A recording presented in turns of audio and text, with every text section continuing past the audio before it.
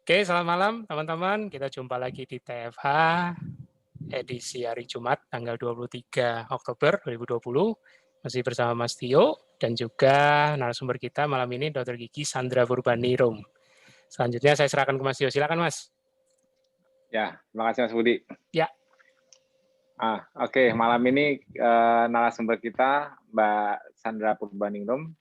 Panggilannya Mbak Sandra atau Mbak Kiki? Aku baru tahu ada Kiki di depannya. Mbak Sandra. Oke. Panggilannya Mbak Sandra. Oke. Tadi kita udah nonton sekilas video mengenai apa sih Mas tadi? Penasaran aku juga. Siklus Krebs. Elektron transport chain ya? Ya, siklus Krebs dan elektron transport chain. Respirasi seluler sebenarnya. Tapi aku tadi dengar terakhirnya kok jadi kayak terakhirnya target dari makanan yang kita makan ialah untuk mendapatkan ATP. Mendapatkan ATP dari itunya. Sebetulnya ada yang kurang pas dari pernyataan tersebut. Ya, kalau glukosa iya, tapi glukosa pun biasanya dia di storage as glycogen. Jadi kita makainya itu nggak harus makan terus baru energinya dipakai, salah. Itu justru malah ya, berarti harusnya itu dilengkapin tuh sampai ke beta oksidasi, jangan stop di glikolisis. Karena enggak, sorry Mas, ini cuma sedikit intermezzo. Kebanyakan para tenaga kesehatan kan juga pasti belajar mengenai biokimia. Betul. Dan yang pasti keinget sampai sekarang cuma satu, glikolisis. Memang. Pasti udah TC cycle apa-apa udah pada lupa. Karena glikolisisnya paling ditekan-tekankan memang karena dia fungsi anabolik utama. Tapi kayak gitu yang bikin blunder, yang jadi bikin blunder seakan-akan glukosa itu kalau mau ada tenaga untuk kita bergerak, untuk apa, untuk target menghasilkan ATP, glikolisisnya itu yang utama. Karena itu yang paling awal basicnya dasarnya glikolisis. Tapi kalau itu videonya diterusin nanti kebuka semua. Yes. Jatuhnya itu justru malah harus ada sumber ATP yang standby, konstan. Nah dari situlah baru kelihatan beta oksidasi justru yang utama. Karena kan kita nggak setiap saat melalui jendela makan, nggak setiap saat kan kita bergerak dengan respon insulin. Justru pada saat respon insulin sedang rendah, kita harus bisa menghasilkan ATP. Disitulah jadi jelas kenapa makan itu ialah refill. Itu harusnya kalau videonya nyambung terus, biokimianya jelas. Jadi karena hanya introduction. Kuncinya memang di asetil CoE kok Mas. Tenang aja. Ya, itu hanya untuk menghubungkan berbagai substrat ketemunya di asetil CoE. Yes. Ayo lanjut. Kasian nih. Oke. Jadi malam ini kita mau kepoin Mbak Sandra nih. Mulai dari awal kenal KF dari siapa, terus alasannya apa mungkin, terus apa yang didapat sekarang, perbaikannya atau kemajuan didapatkan apa yang didapatkan dari KF lah. Terus kendala-kendalanya udah berapa lama, respon keluarga, teman atau bahkan sejawat. Oke. Waktunya kita kepoin Mbak Sandra. Monggo Mbak, cerita Mbak. Oke. Mas Budi kemarin slide saya sudah ya Mas? Siap, sudah. Ada slide ya? Ada. Aku seneng nih kalau sedangkan saat kita kalau pakai slide aku seneng banget. Biar nggak lupa saya. Silakan Mbak. Betul. Oke. Assalamualaikum warahmatullahi wabarakatuh. Waalaikumsalam. Terima kasih sebelumnya Mas Tio sama Mas Budi ya atas kesempatan malam hari ini. Biasanya saya tuh jarang ikut ini Mbak, Mas jarang ikut TFH soalnya kalau di Samarinda ini kan sudah jam 9 ya, jam 9 malam tuh sudah koler-kolernya. Jam 9. Oh sampai jam 9 ya Allah. Iya. Makanya tadi sudah dopeng dulu satu kopi, satu cairan. Mudah-mudahan aman ya. Perkenalan dulu ya, nama Sandra Purbaningrum. Saya lahir di Kediri, asli Jawa Timur Mas ya. 6 Mei 83. Kok cengkoknya itu kayak apa? Kayak Jawa tapi Samarinda. Asli Jawa. Domisili sekarang di Samarinda, Kaltim.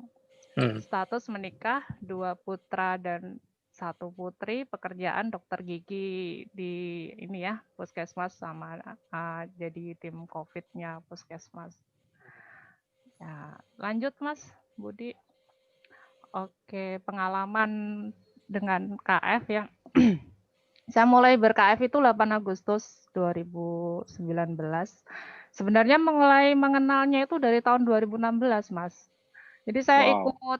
ikut FB Keto Fast House itu dari 2016 yang mungkin dulu awalnya Yang membernya dari masih dikit awal-awal. ya.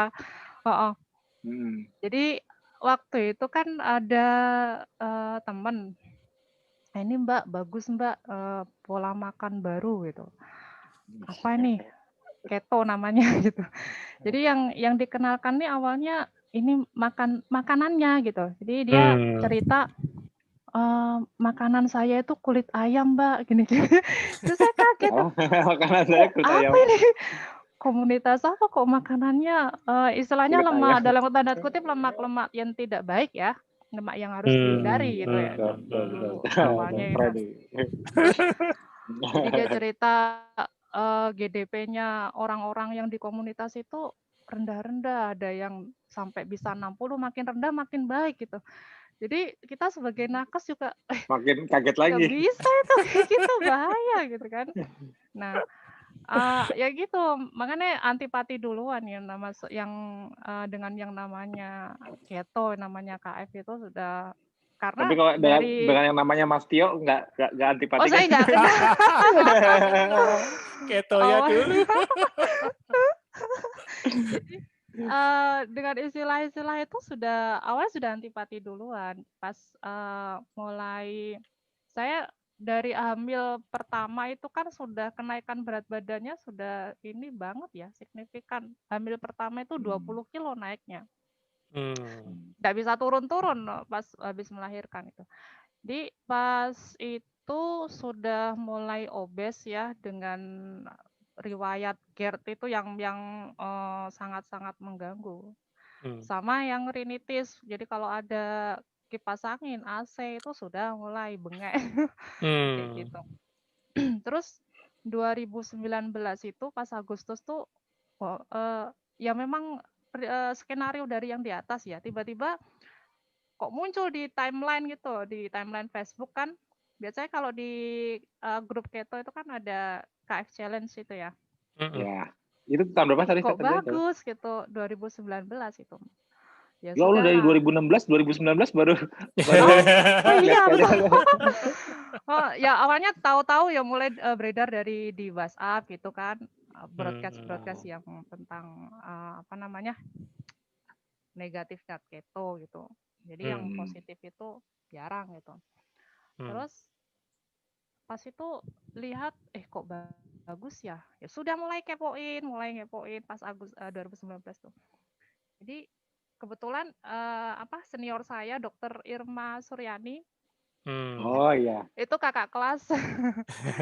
Ya, kakak kelas saya. Jadi KF juga kan, warrior juga kan. Nah, nanya-nanya ke beliau, Mbak, ini pengen tahu nih KF itu kayak apa sih? Nah, dikasih yang PDF-nya itu kan.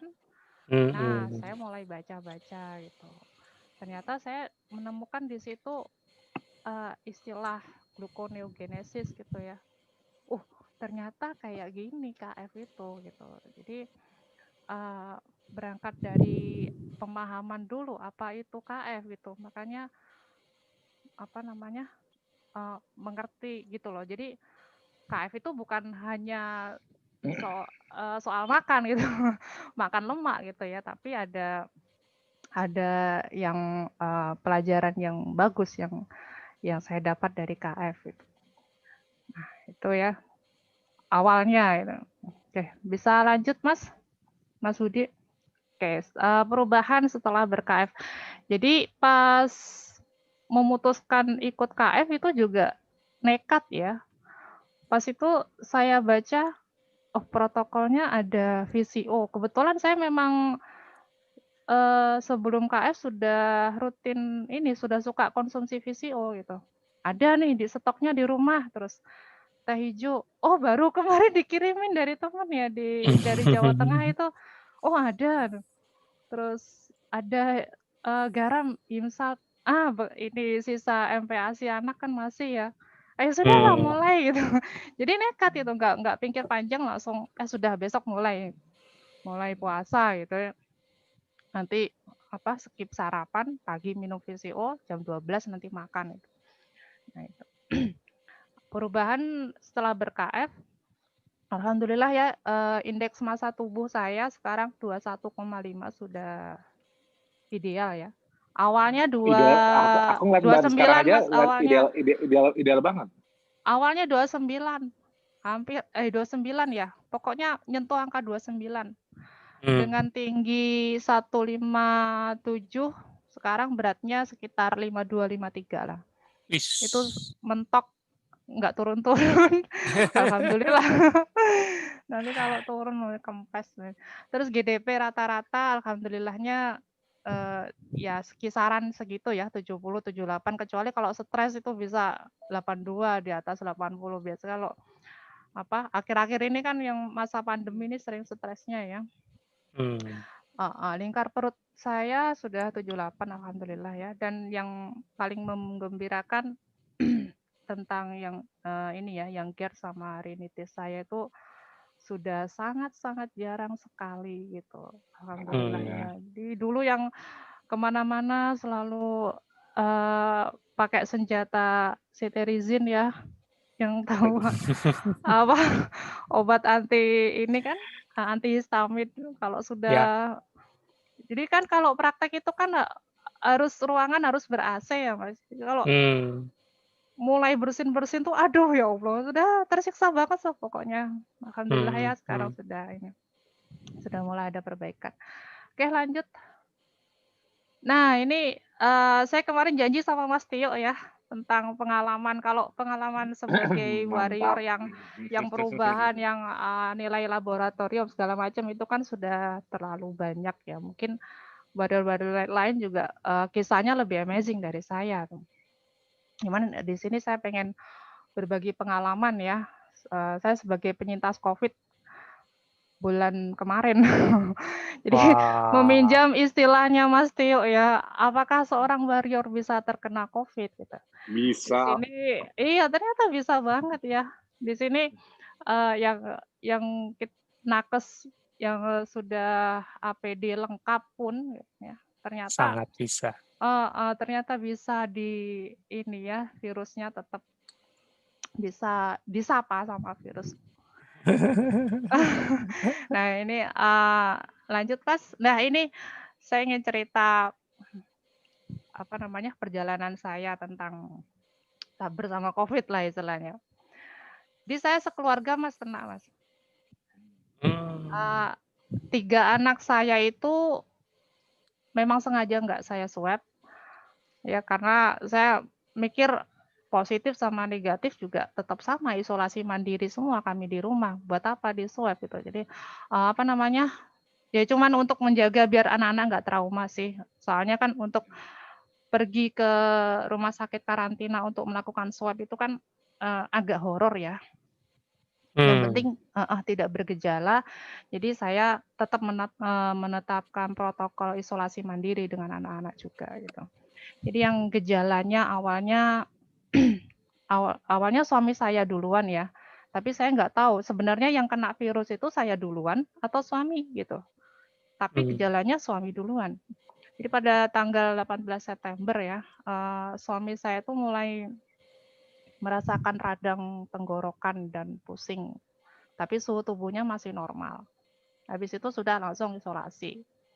Isolasi, kamar sendiri. Nah, saya masih sama anak-anak gitu karena suami isolasi, saya nemenin anak-anak, masih tidurnya sama anak-anak itu. Terus Sabtu sampai Senin itu mulai batuk ringan intensitas ringan banget. Oh ya, suami saya masih karbo ya, belum keto, belum KF. Oke. Dan suhu tubuhnya dia sudah mulai naik, rata-rata kemarin 37,8 lah. Enggak terlalu tinggi, subfebris. Kemudian Senin ini saya masih masuk kerja, Mas. Masih masuk kerja tanggal 21 September karena saya awalnya positive thinking ya. Mungkin mungkin kecapean gitu. Kecapean biasa. Jadi itu saya mulai ngerasa nggak enak badan gitu. Meriang, pusing.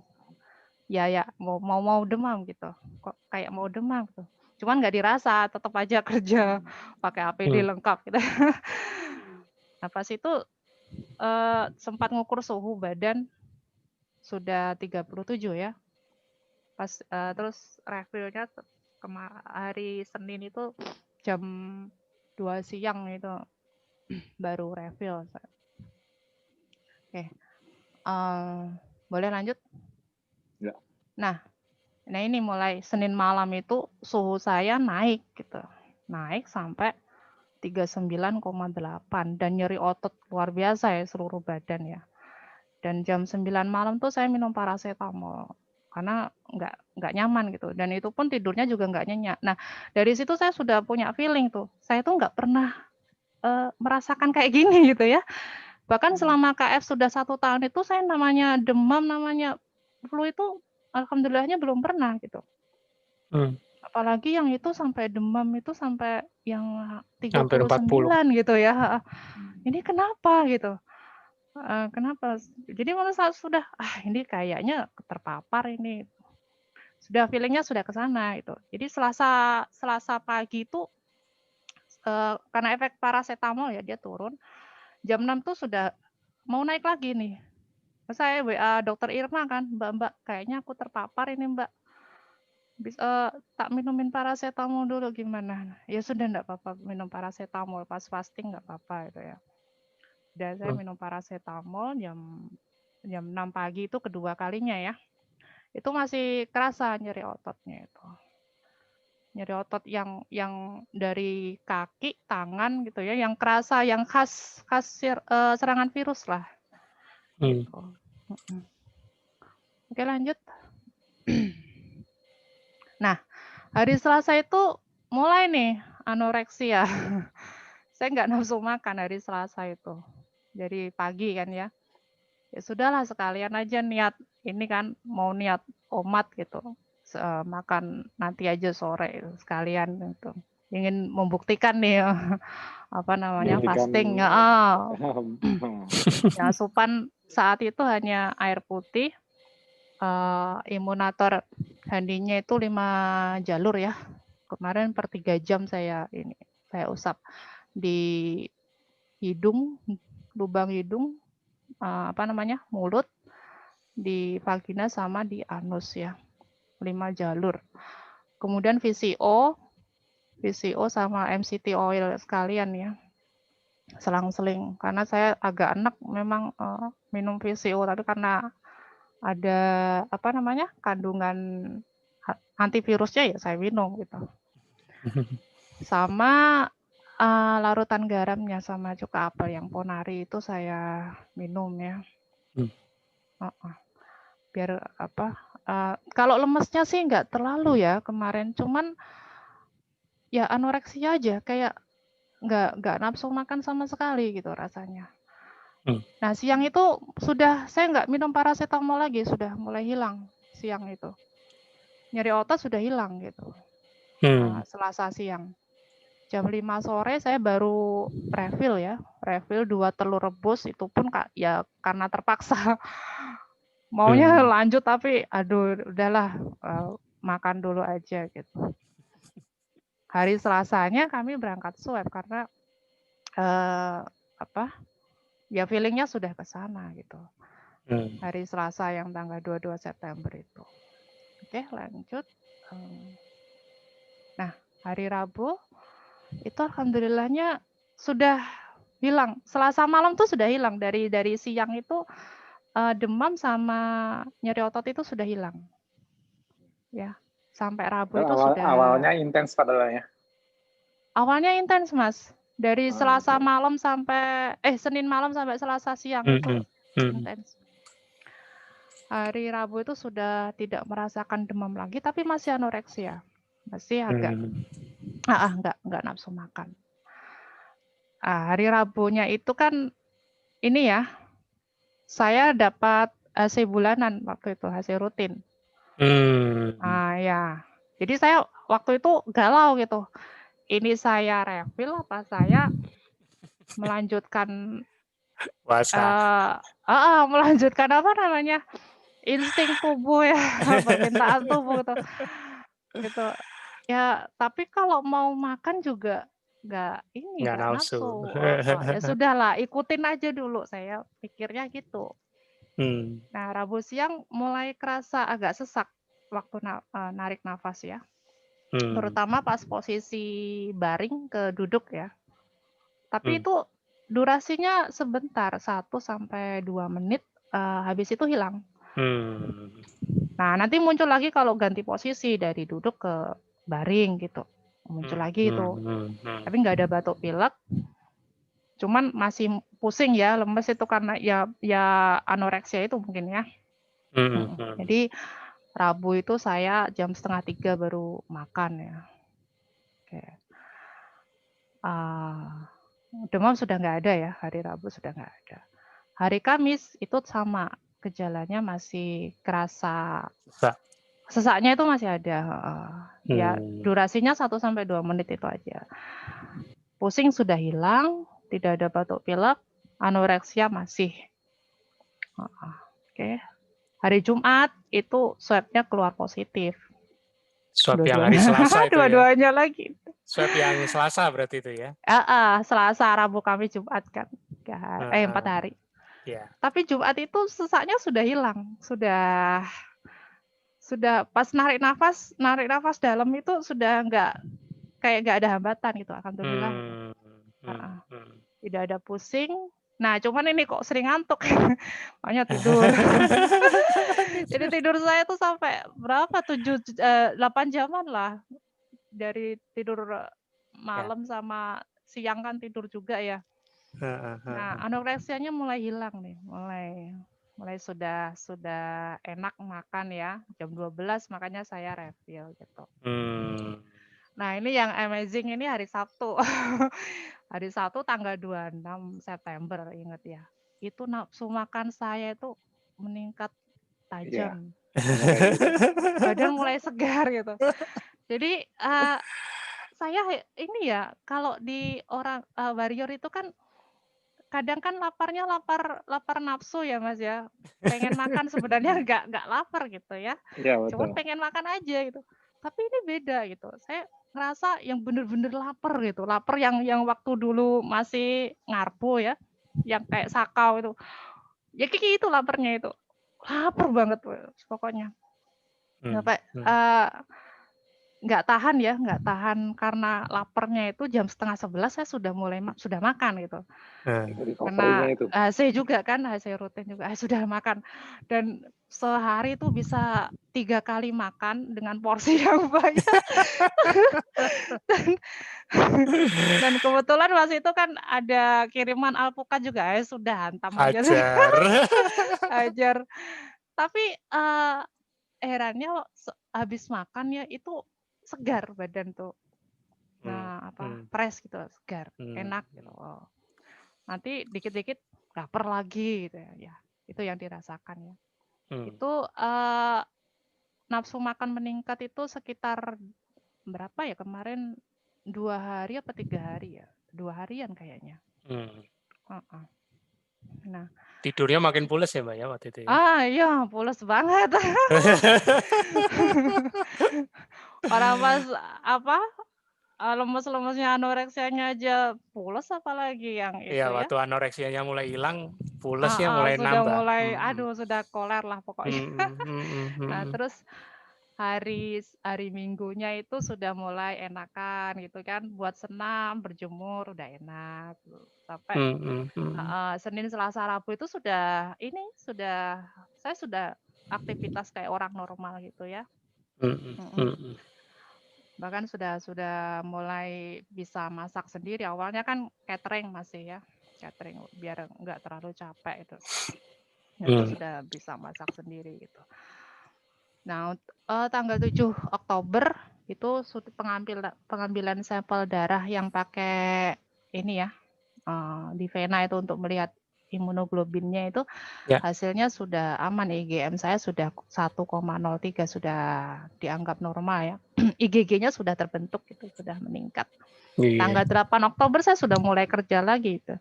Jadi kan banyak teman-teman nakes yang juga penyintas ya di sini.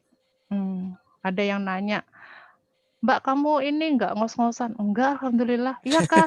Badannya pegel-pegel nggak? Enggak. Jadi oh iya ya beneran? Iya nggak ada rasa apa-apa, sudah semangat gitu sampai sudah bisa workout lagi bahkan.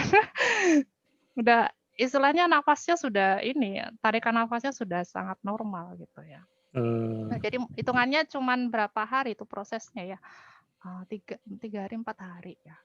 Nah, ini pelajaran yang mungkin bisa diambil ya. Jadi ternyata selain 3M yang didengungkan ya, ada kita memakai masker, mencuci tangan, menjaga jarak. Tapi yang paling penting adalah juga imun tubuh kita gitu ya.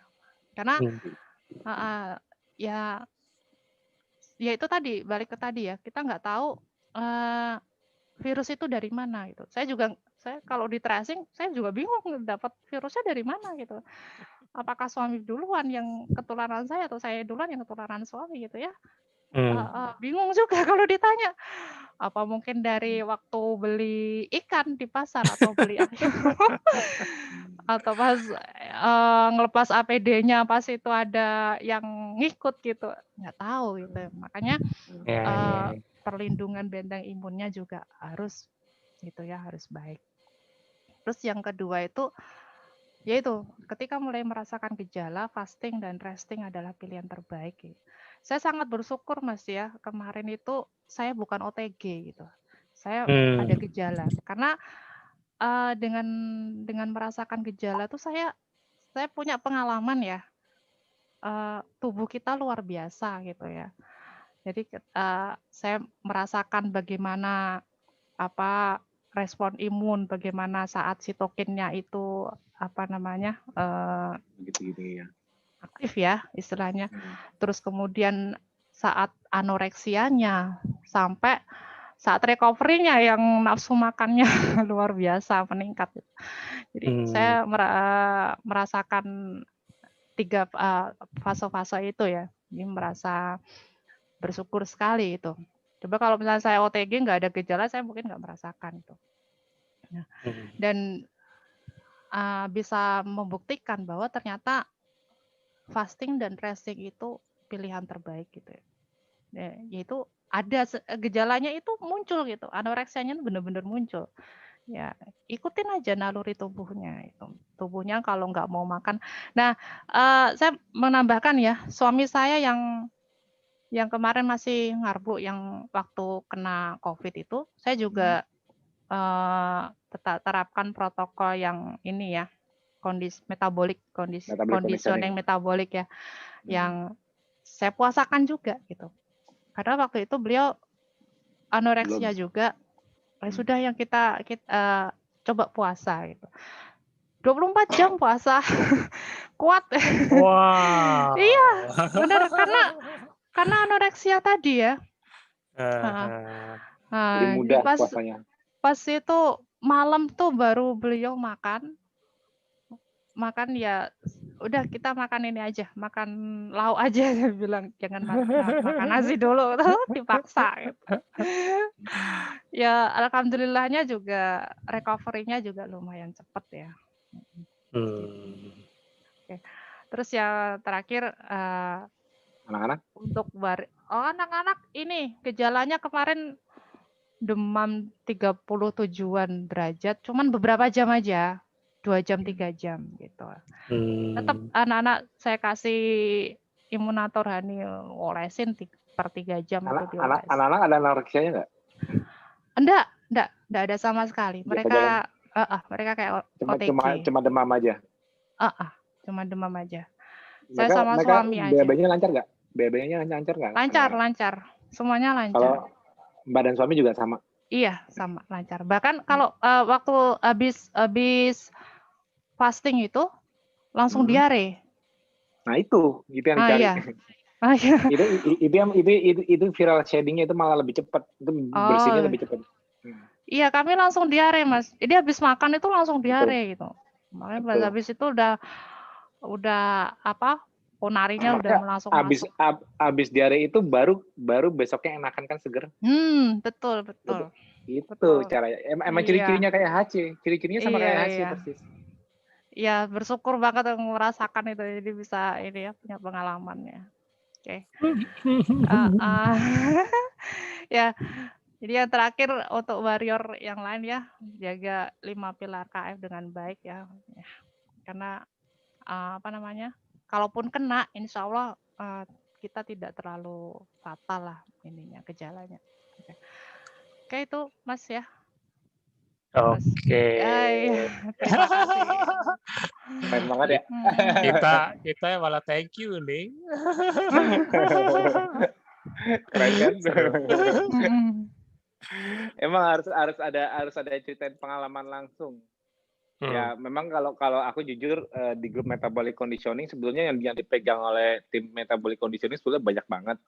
Cuman kan seperti janji awal kita kan nggak mau buka identitas karena itu privacy. Alhamdulillah. Tapi kalau kayak Mbak Sandra kayak gini kan walaupun terdata tapi dia sendiri yang mau cerita. Jadi Mau sharing. Jadi Ya, mungkin yang kemarin yang udah dibantu oleh tim metabolic conditioning misalnya mau berniat seperti Mbak Sandra nggak usah malu kalau kena COVID. Ya aku bilang mungkin nggak semua orang pengen tahu kalau dia kena COVID. Sebetulnya nggak apa-apa loh.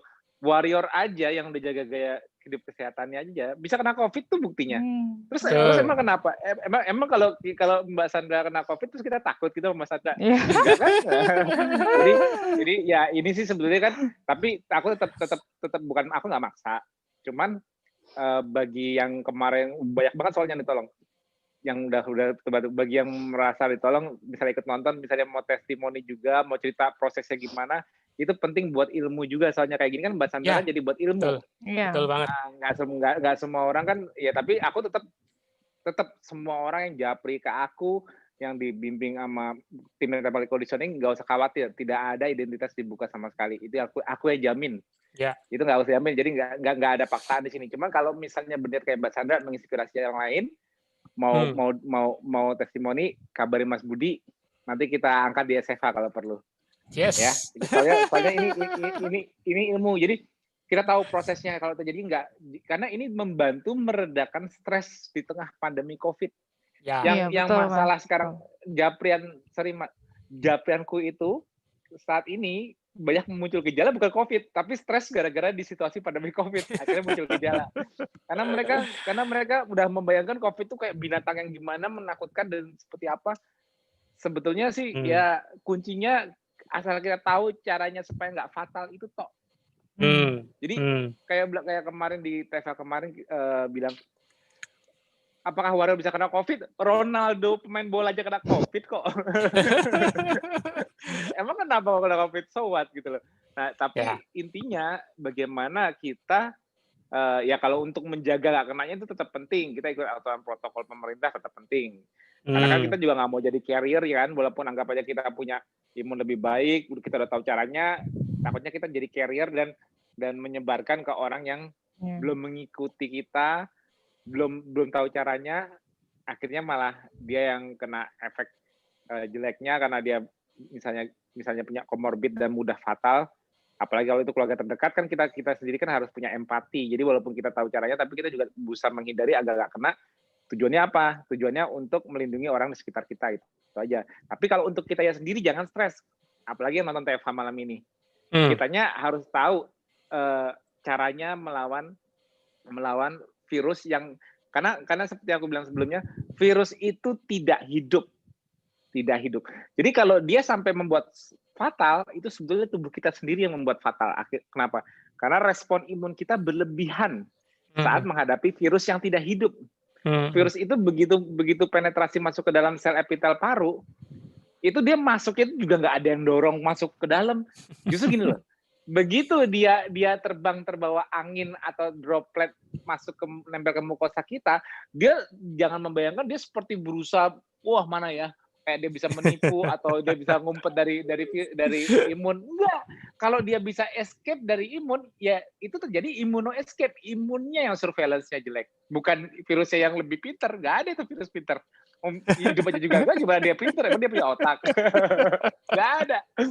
Jadi the whole clue itu semuanya menghadapi virus itu, the whole clue itu terletak di badan sendiri. Jadi ini, melawan virus itu seperti main biliar.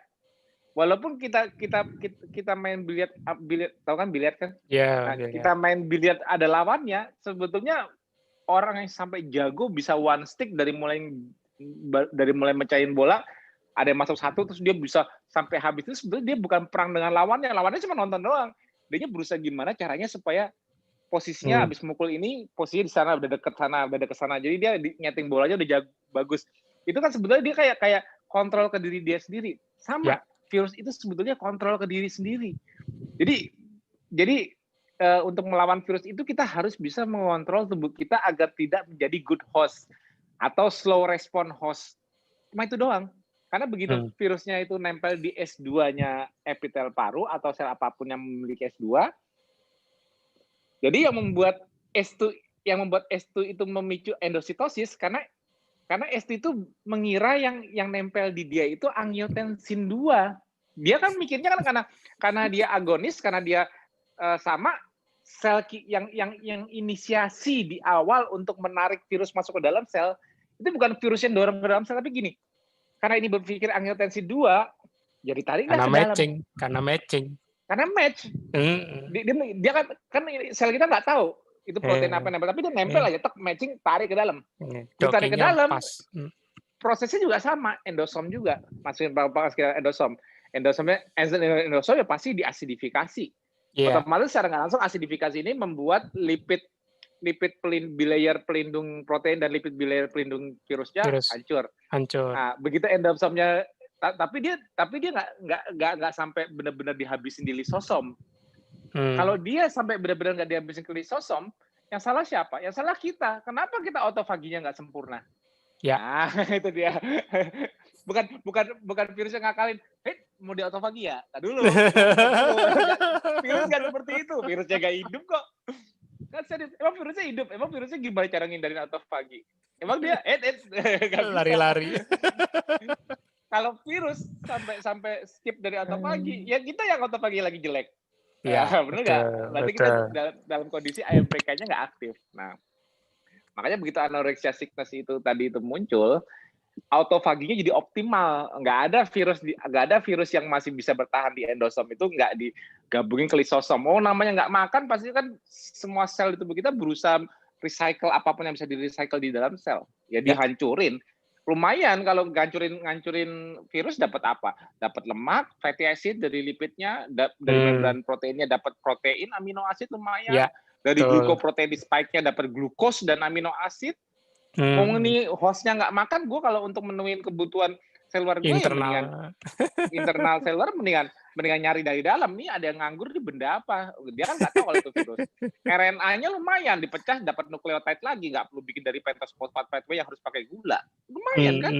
Dapat kebutuhan nukleotide di dalam sel untuk bikin RNA messenger untuk fungsi lain pun juga bisa disuplai dari nukleotide hasil ngancurin virus. Nah, itu terjadi pada saat apa? Dikondisikan, anoreksia situs itu mengondisikan hostnya tuh jadi membuat seleksi besar-besaran. Sel yang terinfeksi tadi tetap mau hidup dong, karena dia kan tadinya sel hidup. Epitelnya kan hidup. Tapi dia untuk memenuhi fungsi-fungsinya sebagai sel epitel, dia harus mendapatkan substrat-substrat untuk nutrisinya. Tapi kan nggak makan. Ya akhirnya virus nggak survive, karena autofaginya disempurnakan. Awalnya bisa sampai lama, atau dia bisa sampai mereplikasikan virusnya keluar lagi dari sel epitel paru, itu berarti kan ada dukungan. Bukan virusnya gini. Bukan virusnya, gue gimana caranya membuat sel epitel paru ngambil supaya ini orang bisa makan gula. Jadi seakan-akan virusnya itu bisa membuat kita berpikir jadi pengen makan karbo nih. Pinter banget virus kayak gitu. Nggak ada. Kita aja yang banyak makan karbo. Jadi virus itu tidak hidup, sama sekali tidak hidup. Jadi kalau begitu dia menginfeksi sampai menimbulkan satu fatalitas, semua domino efeknya akibat kita sendiri, bukan virus.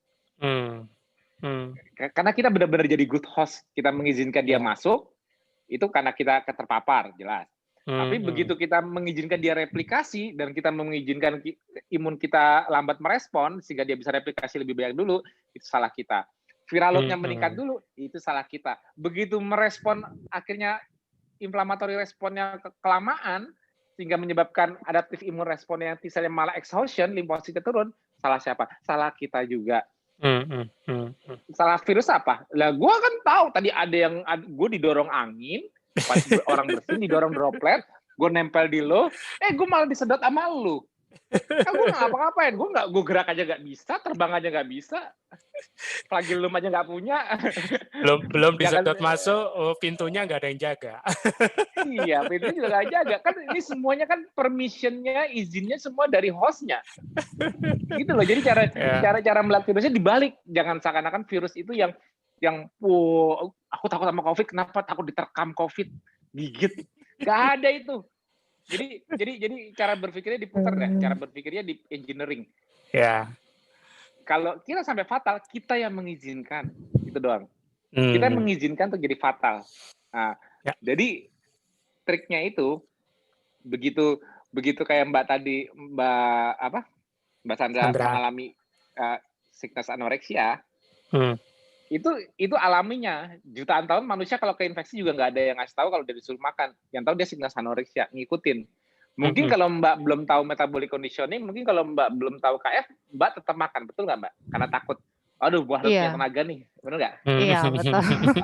Tapi Mbak nggak bakal dengerin insting Mbak untuk nggak makan walaupun sickness anoreksia. Kalau nggak pernah tahu KF, kalau nggak pernah dengar metabolic conditioning, benar nggak?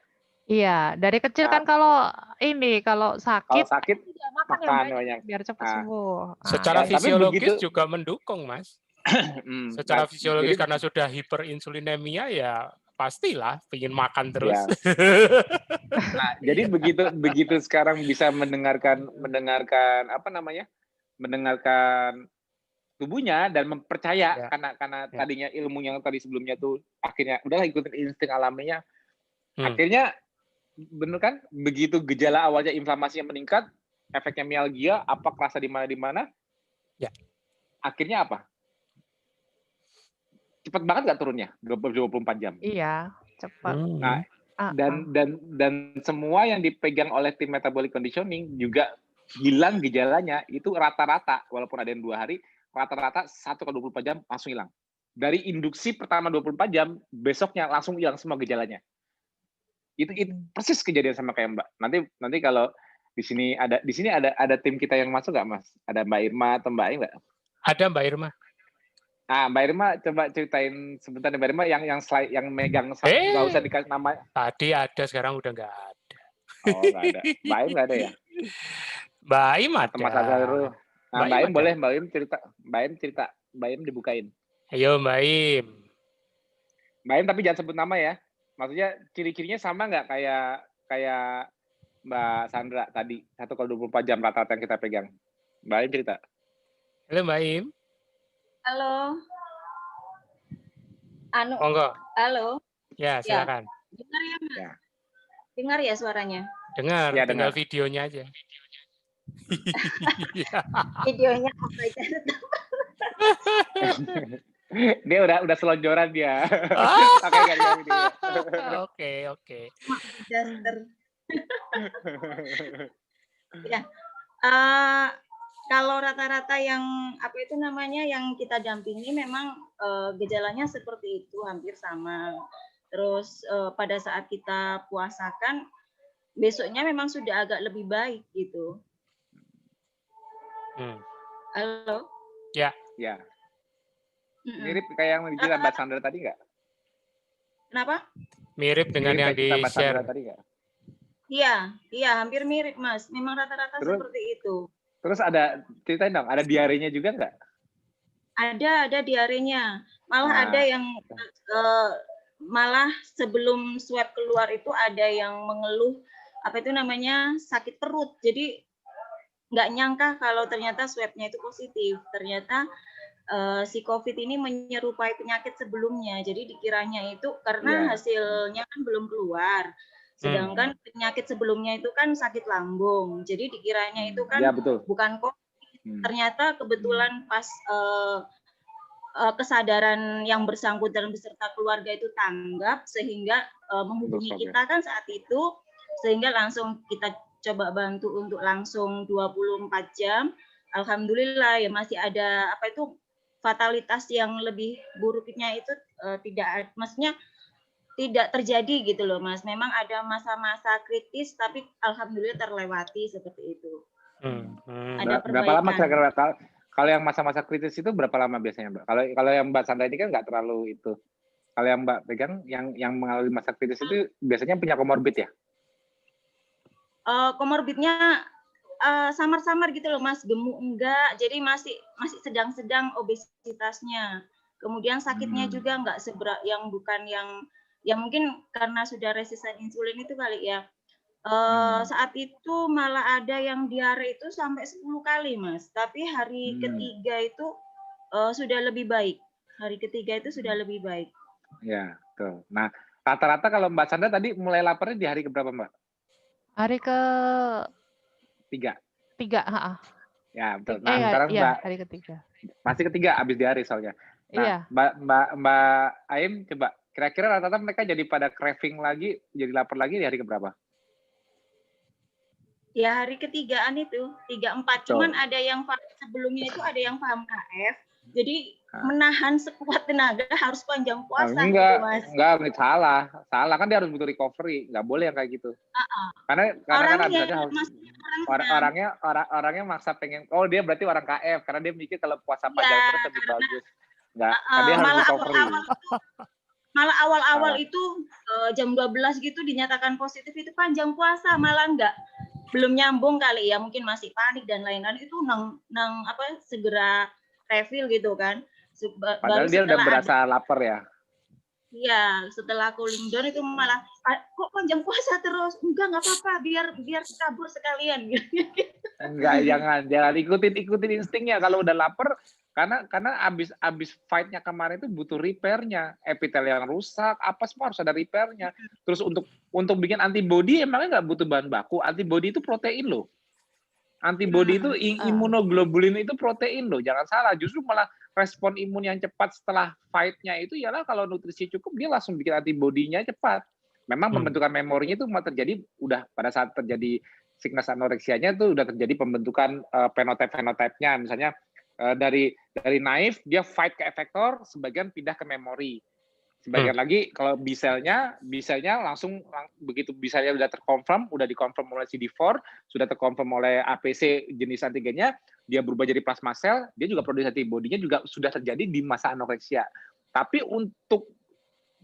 jadi respon antibody itu di awal infeksi itu pertama responnya perpindahan bahasanya apa ya? Pada saat anoreksia itu sudah terjadi diferensiasi fenotype dari naive itu tipe ternaive, jadi T cell naive maupun B cell naive. Dari naive itu mereka belum punya tujuan. Belum aktif. Pada saat dia berdiferensiasi menjadi efektor, berdiferensiasi menjadi memori, ini sudah terjadi saat sickness anoreksia, betul. Justru ini malah lebih cepat terjadi pada saat sickness anoreksia, betul. Tapi pada saat mereka di situ sudah mensekresikan antibody itu yang bisa jadi plasma sel. Karena dia kan langsung membesar, secara morfologi dia membesar, dia menjadi tempat produksinya untuk bikin antibody. Itu sudah terjadi di saat anoreksia, itu dari hari pertama, hari kedua sudah terjadi. Tapi untuk produksi IgG yang maksimal, imunoglobulin G yang maksimal, karena itu kan untuk taggingnya dimanapun ketemu virus, penetralisasinya kan antibody. Itu supply proteinnya harus besar. Tubuh di kondisi kayak gitu biasanya instingnya lapar. Makanya itu diikutin. Kalau ditahan-tahan malah nanti antibody-nya nggak optimal. Nah biasanya makanya aku tebak itu pasti di hari ketiga atau hari keempat. Rata-rata ya kalau yang agak lambat respon imunnya mungkin bisa hari keempat baru muncul laparnya. Jadi siklus anoreksianya agak lambat karena memang respon juga lambat. Tapi kalau yang benar patternnya setelah infeksi, setelah muncul gejala, pada saat bergejala dibawa tidak makan 23-24 jam, itu hari keduanya diare. Harusnya. Jadi pada saat dia makan malamnya itu besok paginya BAB lancar. Atau diare nggak apa-apa itu. Itu dia mulai nafsu makannya udah mulai ada tapi dikit banget. Nanti dia maju puasanya lebih cepat. Tadinya misalnya dia 23-24 jam, sekarang 20 jam atau 18 jam udah mulai makan. Tapi mungkin belum terlalu nafsu banget. Nah, di situ mungkin diarenya masih berlangsung atau dia masih detox, pipisnya masih banyak. Nanti hari ketiga, kayak orang kelaparan. Nah, itu patternnya seperti itu. Makanya kalau dilihat di buku metabolic conditioning, kenapa pattern-nya kita bikin hari pertama 23-24 jam, hari kedua bisa mundur jadi 18-20 jam, hari ketiga 16 sampai 18 jam. Artinya apa? 1, 2, 3 mengizinkan jendela makan yang makin lebar. Walaupun memang disarankan untuk tidak kembali 3 kali makan. Tetap membatasi akhirnya di 16/8. Jadi 8 jam makan dari jam 12 sampai 8 malam. Hari keempat, kelima, keenam, dan seterusnya. Tapi pattern itu sudah kita tulis duluan di buku metabolic conditioning.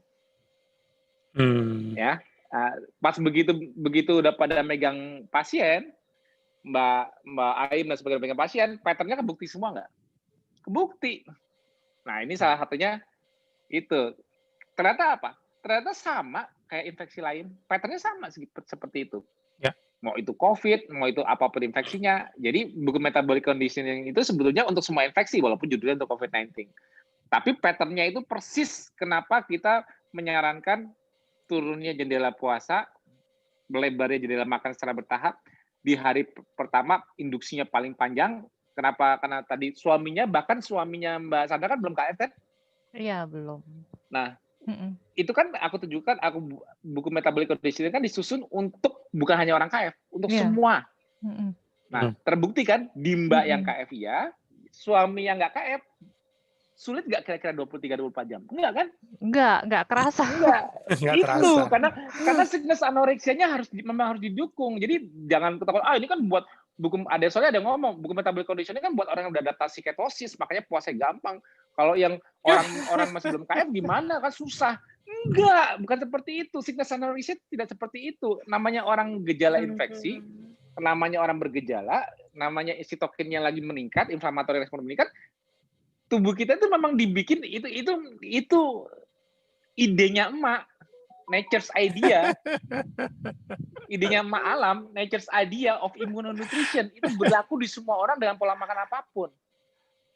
Nah, makanya aku mengangkat kembali basic insting manusia kayak gini dalam tim penyusun kita menyusun kembali memperlihatkan natural instingnya manusia melawan infeksi seperti itu, modulasinya. Siklus anoreksia yang diikutin, diizinkan autofagi lebih optimal, jadi sel yang masih ngumpet di dalam, virus yang masih berada di dalam sel dimaksimalkan penghancurannya lewat autofagi. Ya. Karena dikondisikan tidak makan itu. Inflammatory respon tetap jalan, karena apa? Gluconeogenesis kan tetap jalan. Namanya sickness anoreksia itu kan pasti pemicunya apa? Inflamasi. Nah, kalau inflamasi masih jalan, otomatis kortisolnya, HPA axis-nya masih perintahin liver untuk bikin gula, juga kontrol SNS-nya, epinefrinnya juga jalurnya sama kayak glukagon. Dia lewat cyclic AMP. Tetap aktifkan jalur gluconeogenesis juga. Itu juga modulasi juga. Jadi dua-duanya modulasi. Epinefrin dari sympathetic nervous system modulasi gluconeogenesis, kortisol juga modulasi gluconeogenesis. Berapa jumlah gula yang dibutuhkan? Tergantung demand-nya. Karena jumlah sitokin yang disekresikan tadi itu kan perintahnya ke hipotalamus. Hipotalamus yang mengontrol, yang menyeberangkan ke SNS dan HPA axis untuk produksi kortisol lewat ACTH ke adrenal gland maupun epinefrinnya dari SNS-nya. Itu jadi memodulasi. Jadi berapa yang kira-kira dibutuhkan sel imun untuk fight ini ya gulanya ya. Ya itu dimin aja. Kita yang nggak makan tapi jangan takut. Memang sel imun butuh gula, tapi dikasih dan dikasihnya tidak berlebih. Kenapa? Kalau hanya sesuai dengan kalau hanya gulanya diberikan oleh liver, oleh dua kontrol tadi, kortisol dan SNS, mereka berdua ini punya threshold. Gini loh. Ada batasan tertentu kortisol yang sampai peak-nya yang akhirnya negatif feedback. Jadi gini. Harus ada gambarnya sih. Tapi nggak usah deh kelamaan. Jadi ACTH memicu kortisol production, tapi kortisol inhibit ACTH kembali. Ada peak-nya, ada threshold-nya di mana kortisol itu merupakan negatif feedback untuk memproduksi dirinya sendiri, hormon tersebut sendiri. Jadi terkontrol gitu loh, nggak gulanya nggak kayak kita makan sendiri, nggak tahu kapan kita mau berhenti, mau enak kok misalnya. Tapi kalau gula buatan liver, walaupun modulasinya oleh kortisol itu juga self-limiting production Artinya kortisol menginhibit kembali ke hipotalamus untuk tidak memproduksi pemicunya ACTH terus menerus. Ya. Ya, jadi keseimbangan kontrolnya itu ada. Jadi aku bilang kalau liver yang ngasih gula pasti terkontrol. Kalau kita yang masukin gula, aku nggak tahu terkontrolnya semana. Kalau enak banget kayaknya nggak bakal terkontrol deh karbonya. Itu dia, makanya gula itu penting di dalam tubuh. Gula itu penting dalam tubuh, apalagi buat respon imun. Tapi jangan sampai salah konsep bahwa aku harus makan nasi buat tenaga, buat gula, biar imunku bisa perang. Ujung-ujungnya yang ngambil siapa? Sel hipermetabolik yang aku cerita waktu itu. Sel-sel yang sedang tinggi replikasi contohnya. Dia ngambil gula juga. Nah, jadi dibikin conditioning di mana sel yang terinfeksi berusaha memenuhi nutrisi dengan cara autofagi di dalam sel sendiri, sel imun yang menyerang tetap dia pakai gula, tapi dia juga ada kontrol di tubuh kita, yaitu apa? Peak-nya. Jadi kalau gini, kalau inflamatorinya meningkat, otomatis kan dia memicu kortisolnya meningkat, betul nggak? Ya dong, inflamasi memicu stresnya meningkat, SNS dan kortisol meningkat. Nah, tapi peningkatan ini akan turun kembali, kayak naik, turun. Naik, turun. Jadi kayak demam, udah mau tinggi 38, 39, turun sendiri 38, 37. Masih kurang, naik lagi, masih ada serangan, tapi kayak teng diturunin lagi. Jadi kayak ada kayak switch, kayak ada termometer atau ada barometer atau termometer yang ada switch otomatis yang kalau ketinggian turunin. Nah itu proses modulasi dari meningkatkan stresnya dan kortisolnya, tapi kortisolnya sendiri negatif feedback ke hipotalamus untuk nurunin. Jadi jumlahnya berturun. Tapi masih ada lawan, naikin lagi. Tapi dia karena merupakan negatif feedback, turun sendiri. Jadi itu salah satu cara kita mencegah overinflamasi. Yang bikin fatal itu apa? Overinflamasi. Dengan cara kontrol dari HPA aksis, SNS seperti ini, otomatis apa? Adaptif respon nggak cepat kolaps.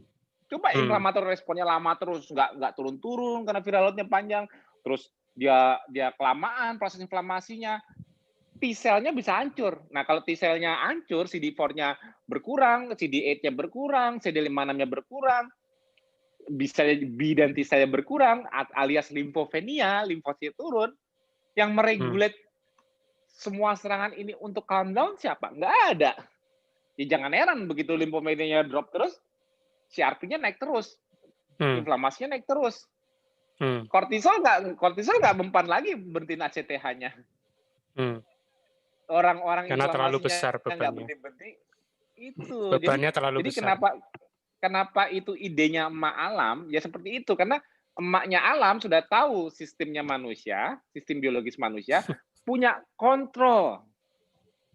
Jadi dia berusaha memenuhi sendiri kebutuhan nutrisi yang dibutuhkan untuk fight-nya, tapi terkontrol saat tidak ada interferensi makanan.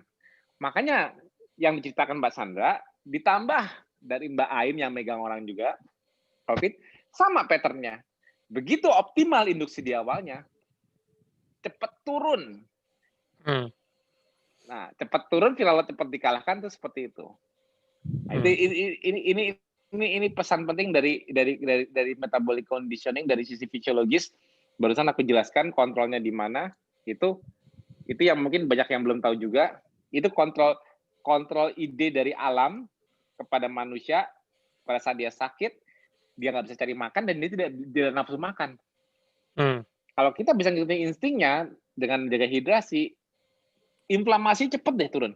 Karena fight-nya kita supaya kita tidak mengizinkan virus tidak menyebabkan fatalitas, yang jadi menyebabkan fatalitas itu ya kita sendiri kan. Untuk supaya kita tidak menjadi fatal sendiri, kita harus mengontrol diri kita sendiri. Tubuh kita itu pinter kok. Tubuh kita itu punya aku nggak bisa jelasin sekarang, terlalu rumit. Tapi tubuh kita itu punya berbagai sistem negatif feedback. Jadi semua aksi, reaksi ada kontrolnya, tidak over. Jadi kalau ada suatu aksi, hormon insulin, negatif feedback-nya ada. Lipolisis, negatif feedback-nya ada. Sekresi berbagai jenis hormon, mau steroid dan sebagainya, negatif feedback-nya ada.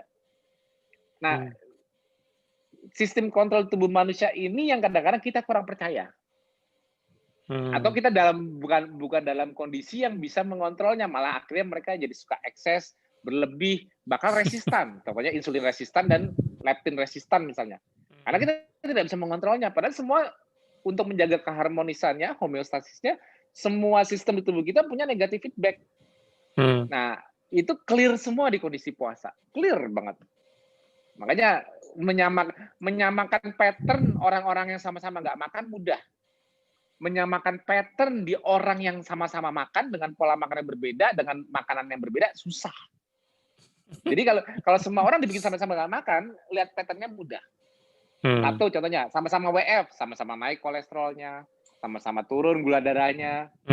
Kan gampang lihat patternnya. Tapi kalau orang makan, coba yang di sebelah sana makan apa? Kolesterol lu berapa? Dan ini makan apa? Kolesterol berapa? Pasti mungkin beda-beda. Karena pengaruhnya beda-beda. Benar nggak? Iya. Karena kan makannya beda-beda. Tapi kalau semua orang dipuasakan, basic fisiologisnya jadi jelas. Makanya aku tuh lebih suka melihat fisiologi manusia di kondisi puasa tanpa intervensi makanan apa? Karena jelas basic sistem penjagaan keseimbangan manusia itu terletak di kondisi puasa, bukan setelah makan. Jadi kalau gimana kondisi puasa itu seseorang menjadi nyaman, itu artinya sehat. Ya. Kalau kondisi puasa seseorang merasa sakit, banyak masalah, itu yang nggak sehat. Berarti dia ada keseimbangan yang terganggu di homeostasis puasanya. Dan dia mungkin nyamannya pada saat dia sudah dapat makanan di jendela makannya, alias dia memasukkan sumber gula atau apapun yang menutupi ketidakmampuan menghasilkan energinya. Makanya sehat setelah makan itu relatif antara sehat benar atau enggaknya. Tapi sehat di kondisi puasa tidak merasakan sakit, puasa malah segar, sehat, itu the true healing. Kenapa? The true health-nya manusia. Kenapa? Karena kalau seseorang merasa sehat di kondisi puasa tanpa makanan, dia bisa menyimbangkan semua kebutuhan bioenergetiknya sendiri, melakukan fungsi, dia tidak ada kelemahan apapun, kekurangan. Berarti kan keseimbangannya benar-benar terjaga. Itu yang disebut sehat di kondisi puasa. Jadi kalau pada saat orang jalanin KF, itu kenapa pada penyakitnya kebongkar? Ya, kebongkarnya gara-gara digiring ke kondisi untuk melihat seimbang nggak lu kalau nggak makan. Ketahuan semua yang nggak seimbang. Mau itu gemeter, keringat dingin, apa-apa. Ya itu kan berarti ada something tidak seimbang. Walaupun sebelumnya saya nggak pernah punya penyakit, Mas. Ya coba aja skip sarapan dulu. Bener nggak punya penyakit? Dan penyakitnya keluar. Begitu keluar, nyalain KF. Bilang gitu. Lo kok malah jadi keluar penyakit sama saya? Bilang gitu. Emang dulu nggak pernah keluar? Enggak. Saya udah sehat sama ini. Bener, dulu kalau nggak makan ya, dulu kan makan terus. kalau habis makan saya nggak pernah sakit. Saya sih disuruh nggak makan, jadinya saya keluar dari penyakitnya. Terus salah gue gitu. Mau ditutupin terus pakai makanan supaya kelihatan ada energinya, fungsinya bisa jalan. Padahal kalau nggak ada makanan, fungsinya nggak jalan. Kelihatan gejalanya. Itulah. Jadi kita udah mulai melihat sisi fisiologi sehat itu jangan setelah makan. Nanti konsepnya kita selalu berpikir bahwa makan sehat supaya kita tambah sehat. Jadi makan sehat itu diizinkan banyak supaya kita makin sehat. Salah. Sehat itu dilihat dari kondisi tanpa makanan, lu sehat nggak? Itu dulu. Makanan sehat banyak, bermacam-macam. Iklannya juga banyak. Tapi sehat di kondisi tidak makan, ayo. Siapa yang berani ngetes? Ada nggak yang berani ngetes? Saya sehat kalau nggak makan. Itu baru the real sehatnya. Seru. Mas Tio exciting. Tapi memang benar. Dan aku terkesan waktu sharingnya Mbak Sandra tadi, Dr. Sandra, yang awalnya hater, sekarang jadi lover ya. Jadi ini membuktikan bahwa begitu dicoba, terbuka. Ya kan? Begitu dicoba, seseorang mencoba, baru terbuka. Baru bisa tercerahkan bahwa yang sesungguhnya itu ada di mana. Makanya aku juga bersyukur tadi video pembuka tadi glikolisis, walaupun ditambahin Mas Tio, nggak apa-apa Mas, karena itu ternyata korelasi sama Mbak Sandra juga. Sharingnya di awal tadi kan, baru mana aman itu gula darah rendah-rendah kayak gitu kan. Nah itu kan memang di luar sana memang pemahaman itu banyak yang harus kita benerin, dan bersyukur dengan sharingnya Mbak Sandra malam ini, jadi membuat kita bisa punya sumbangsih, walaupun minimal, walaupun mungkin tidak berarti, tapi yuk kita lakukan sesuatu untuk bisa menambah jumlah kesembuhan, ya kan. Sekarang sudah mengejar ya, sudah kalau nggak salah tadi udah 300 lebih ya kan, 300.000 lebih yang sudah sembuh. Dan angka fatalitasnya juga makin lama perlahan-lahan menurun, perlahan-lahan. Nah, yuk kita gaungkan. Tadi di chat aku juga ada beberapa, Dokter Hidayani juga sudah terapin ya kan pada pasien komorbid. Iya, aku nggak baca. pasiennya untungnya nurut, disuruh puasa dan very low carb, sembuh tanpa muncul fatalitas. Nah, jadi inilah efek, inilah dari kita sering kumpul, kita komunitas ya kan, kita sering gaungkan, walaupun tanpa riuh hingar-bingar di luar sana, yuk kita tetap berada di grassroots, kita lakukan apa yang kita bisa. Ya, seru nih. Ya, kita memang harus living proof speaks louder. Ya, nanti ya insya Allah nanti semakin banyak yang berani speak up seperti Mbak Sandra kayak gini mengenai pengalaman COVID-nya, ya insya Allah makin banyak menginspirasi. Kalau memang kita nggak memaksa, cuman semakin banyak yang speak up, ya kayak Mbak Hidayani, Mbak siapa tadi? Dokter Hidayani Fasria. Mbak Hidayani juga cuma bisa cerita, tapi dia nggak boleh cerita buka identitas kan? Iya. Nah, paling seru kalau yang mengalami sendiri yang ngomong prosesnya gimana, kayak Mbak Sandra gini. Itu ilmunya dapatnya banyak banget loh. Oh, jadi pas gejalanya, jadi untuk mikir ini COVID nggak ya? Ini kan tadi udah cerita Mbak Sandra, dia feelingnya gimana, kerasa gimana. Betul. Ikutin cara dia ngikutin instingnya. Ini ilmu loh kayak gini. Ilmu langsung. Kalau aku ngingin fisiologinya, dan semua fisiologi aku ceritakan, dan desainnya di buku metabolic conditioning kan ternyata bener. Nggak bikin. Jadi kan bikinnya metabolic conditioning itu kan bukan katanya kita doang. Nggak ada buktinya. Ya, ini kan sudah terbukti kan. Iya. Pattern-patternnya sama semua. Betul. Kenapa kok desainnya kayak gitu? Ya, lihatnya di lapangan bener nggak desainnya sama nggak hasilnya dengan yang dijalanin gitu loh. Makanya untuk membuktikan kenapa step-step di metabolic conditioning benar apa enggaknya, walaupun itu dibuat sebelum megang, itu kan dibuat sebelum ada yang megang pasien kan? Ya bener dong. Tapi kok bisa pas sama begitu udah dipegang hasilnya juga sama? Ayo. Ya karena itulah pentingnya kita tahu fisiologi. Benang merahnya tahu duluan, kita bisa prediksi apa terjadi lebih akurat. Nggak cuman katanya gitu lah. Sama seperti KF. Aku juga desain KF juga bukan kataku. Ya didesain dulu. Makanya semua orang yang menjalankan KF kan hasilnya rata-rata kan sama. Insya Allah it works. Bener nggak? Itu. Jadi makanya kalau kita desain sesuatu itu, kalau kita bisa lihat secara engineering, kenapa aku lebih suka melihat fisiologi manusia itu secara engineering sistem, kita bisa memprediksi outputnya dan bisa mendesain caranya, sistemnya, gitu loh. Aku makanya senang lihat secara engineering itu karena itu. Jadi pada saat metabolic conditioning dibikin seperti reverse pyramid dari mulai puasa panjang menurun kayak gitu, dan memang gitu patternnya. Nah, jadi kelihatan semua benang merahnya, dan treat kita juga. Oh, nanti seperti Mbak Am tadi bilang, ya itu ngotot mau puasa terus, jangan. Ya memang ikutin aja pattern yang di metabolic conditioning. Kenapa ya aku bilang tadi? Ya. Kenapa tubuh jadi lapar pada saat dia sudah menang? Dia kan udah menang. Tapi kan dia mau prepare untuk mencegah penyebaran atau serangan lanjutan. Dia harus memaksimalkan produksi antibodinya, IgG-nya harus optimal. Justru itu yang paling penting. Memorinya juga udah terbentuk, IgG-nya yang beredar optimal, itu lebih mempercepat pembersihannya. Kita itu sukanya nggak mau rugi, Mas. Udah tahu manfaat puasa begitu, udah hajar terus. Biar kabur sekalian penyakitnya. Karena makanya ada yang disebut namanya fasting and feeding cycle. Fasting and feeding cycle. Tubuh juga tahu kok kapan harus fasting dan feedingnya, tubuh juga tahu kok. Kalau udah dikondisikan ketosis, tubuh tahu kapan harus fasting dan feeding. Yang belum tahu itu kalau belum ketosis, ya itu pasti nggak bakal bisa fasting. Maksudnya kalau bisa feeding terus deh. Iya benar. Ini Mas kemarin tuh rasa laparnya memang beda. Jadi yang saya kenapa saya ikutin cerita. Gitu ya naluri makannya, karena selama KF ini kan kalau kita laparan biasanya lapar mata ya, lapar palsu gitu loh. Kalau ini enggak gitu, ini enggak. Gitu. Jadi ini lapar beneran kan, kayak ada kayak badannya kayak gimana gitu, kayak ada kayak badannya minta kan? Iya. Inilah senggol bacok yang sesungguhnya. Senggol bacok itu perintah SNS-nya. SNS-nya yang bikin dia kayak beda, rasanya beda, jangan dipaksa-paksa.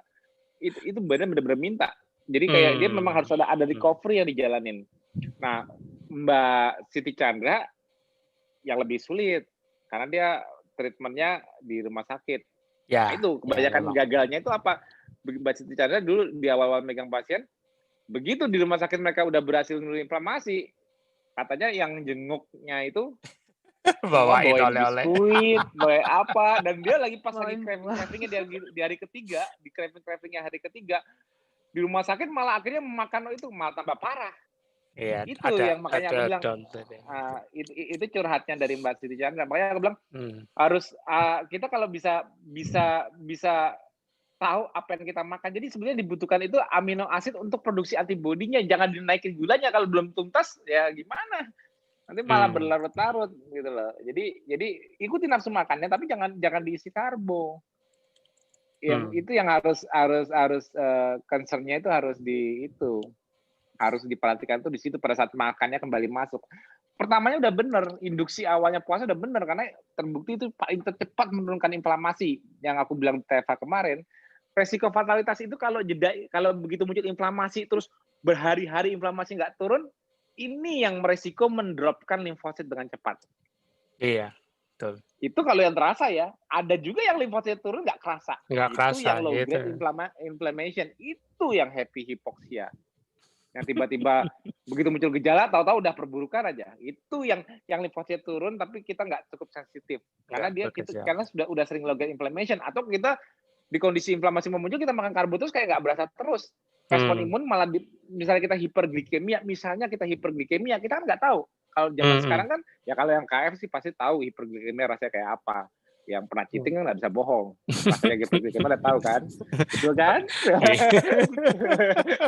Ya pada orang ngumpet semua tuh. Udah pernah ngicipin hiperglikemia kan?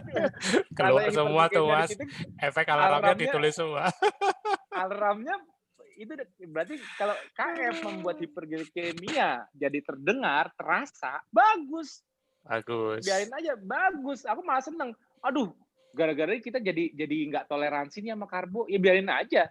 Ya, karbonya sih bukan karbonya yang jelek, tapi begitu karbonya membuat kamu hiperglikemia, langsung kerasa. Kenapa? Dulu sebelum KF, kamu hiperglikemia mau sampai 200 pun kamu masih ketawa ke TV di mall. Masih ketawa ke TV di kafe. Masih makan terus belum berhenti. Kenapa? Udah gula 200 emang kerasa di badan? Enggak. Ya, sekarang aku bikin kerasa. Nggak usah nunggu 200. 100-an aja udah kerasa kok. Ayo, coba aja chatting. Kenapa itu baik? Kenapa sensitif terhadap hiperglikemia itu baik? Kenapa? Salah satunya penyebab happy hypoxia, lambatnya respon imun apa? Kan sudah sering waktu itu aku udah pernah share jurnal. Setiap terjadi lompatan hiperglikemia, imun respon down. Nah, berarti kalau kita sering hiperglikemia, apalagi itu sifatnya silent, apa yang terjadi? Ya udah, pasif. Mengizinkan virus masuk, imunnya dibuat tidak merespon. Ya begitu virusnya masuk ditarik ke dalam, yuk masuk ke dalam yuk, gue banyak makanan di sini, tarik endosom tuh, glikolisis gue lagi rame tuh, glikolisis gue, pakai nggak? Pakai aja.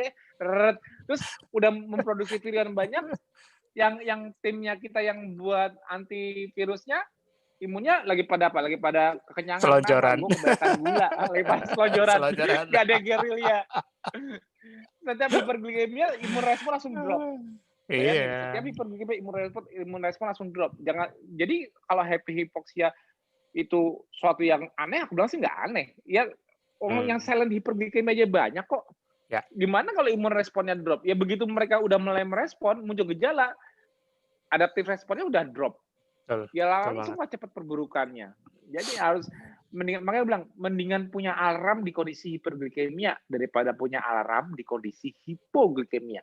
Kalau kamu punya alarm di kondisi hipoglikemia, hipo dikit baru gula darah baru turun 60-70 karena nggak makan, telat makan, langsung kelihatan mahnya. Mau alarmnya kayak gitu. Telat makan alarm bunyi, mau. Aku sih nggak mau. Aku pengennya 2 hari nggak makan alarm nggak bunyi. Nah, tapi kalau gula darah tinggi 200-300 makan terus coklat apa kue apa gini-gini nggak ada kerasa apa di badan, rasanya enak terus, mau kayak gitu. Biar tahu-tahu nanti udah chronic disease aja, mau. Makanya pilih settingan alarmmu. Mau dimana? Kalau kamu di gaya hidup KF, kalau kamu di gaya hidup kita ini, lifestyle KF, kita setting alarmnya bunyi di hiperglikemia, tapi tidak bunyi di hipoglikemia. Artinya apa? Kamu makin mampu nggak makan, tapi kalau kamu makan yang menyebabkan gula darah naik, langsung nyala. Dan nggak usah itu aja, nggak usah hiperglikemia dari makanan. Hiperglikemia karena faktor lain. Kamu kurang tidur juga berasa kok. Kan hiperglikemia juga. Kamu stres berlebihan juga kerasa kok. Kan hiperglikemia juga. Nah, itulah sebabnya kenapa kita lebih sensitif dengan stres berlebih. Karena itu, walaupun kita bisa cope dengan stres, tapi kalau kitanya salah gaya hidupnya, kenapa aku bilang 5 pilar itu penting? Kenapa? Stres berlebih, tidur nggak bagus, langsung kita berasa itu kenapa? Karena bukan karena nggak tidurnya, hiperglikemia dihasilkannya memicu kita berasa. Kalau dulu mungkin, wah waktu aku makan karbo, aku mau nggak tidur 3-4 hari kuat loh mas. Serius, sebenarnya ada yang ngomong kayak gitu nanti. Serius nggak bohong? Ini kenyataan. Memang. Masih makan karbo, aku berhari-hari tidur cuma sejam 2 jam nggak apa-apa, makan karbo, minum clothing deng lagi, minum apa, masih kuat diporsir terus. Jadi hiperglikemianya itu tidak mengingatkan kamu sejak dini. Udah dol. Masih bisa diporsir terus. Kenapa? Tubuh kamu dulu nggak sensitif dengan hiperglikemia. Kalau sekarang settingan manusia itu manusia tanda alarm bahaya. Jadi nih, desain manusia itu untuk bunyi alarm sebenarnya itu hiperglikemia. Mau tahu dari mana? Kenapa Mas Tio bisa bilang hiperglikemia itu settingan paling basic manusia terhadap alarm? Kenapa alarm sistem biologis manusia jutaan tahun disetting untuk menghindari hiperglikemia? Tahu dari mana? Tahu dari mana? Kalau Mas Tio kok bisa tahu kok hiperglikemia itu yang tanda bahayanya, bukan hiponya yang tanda bahaya. Nih. Begitu kamu hiperglikemia, begitu gula darah lompat, mekanisme insulin. Pankreas itu didesain untuk buru-buru menurunkan glukosa. Itu sebabnya hiperglikemia itu ialah suatu urgensi untuk diatasin. Kenapa? Karena adanya insulin. Ngerti nggak? Sampai pada saat insulin sudah tidak mampu menurunkan, itu jadi penyakit. Artinya apa? Sudah terjadi insulin resistan yang tadinya usaha awalnya untuk mencegah hiperglikemia agar tidak bunyi alarmnya, itu pun nantinya nggak mempan. Itu jadi penyakit. Nah, itu dia kenapa settingan alaminya manusia itu ialah sensitif sekali dengan hiperglikemia. Jadi jangan merasa kalau, wah sejak KF kok gue jadi malah nggak toleransi karbo ya. Jangan merasa ini jadi kelemahan. Itu keunggulan. Dikembalikan ke settingan basic manusia, mencegah hiperglikemia. Karena kalau kita nggak pernah sadar kita hiperglikemia, tahu-tahu kita punya penyakit kronis. Tapi kalau kita setiap hiperglikemia diingatkan sakit, masa dipaksain sakitnya terus? Biar aja, aduh udah mual-mual, aduh masih tanggung durennya masih enak. Aduh udah pegel-pegel badan, aduh masih enak nih coklatnya.